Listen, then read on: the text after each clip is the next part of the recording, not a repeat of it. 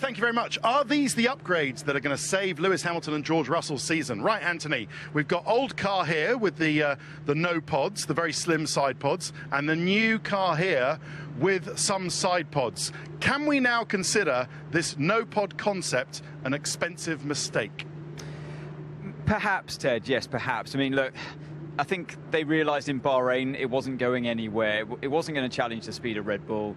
They didn't have the grip they needed from the car. Maybe because of the way the suspension is these days compared to back in, say, the Frick days, maybe that concept would have worked.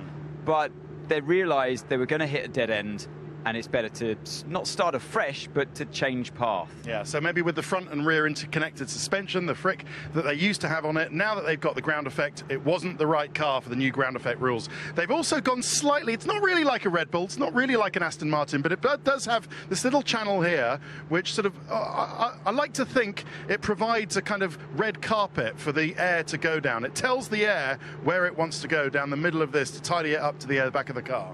Yeah, so it's kind of Ferrari-esque, isn't it? You'd have to say with that chop out, and many other teams have copied them. You see where it's trying to go. But yeah, if you look at the other side by side that we have, I think might be a bit clearer to see with the zero side pod at the top versus the new concept of this undercut. Do we call it that? Yep. Around the side there as well, trying to channel the air in a more effective way through the back of the car. But look, I think they've got to the point where they've realised that they were the only ones. It was a unique car.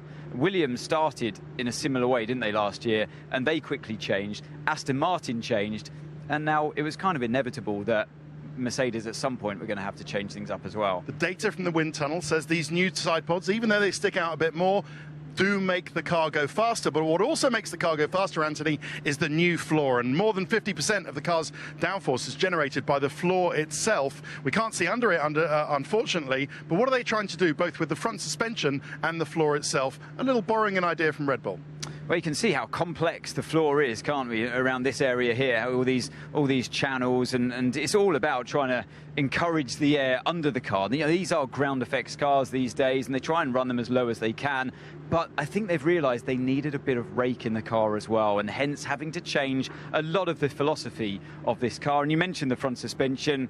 Here we go as well, in trying to achieve a different platform of the rake of the car, yep. This anti-dive suspension. So you said that the pickup points are different here now, much higher than they were before.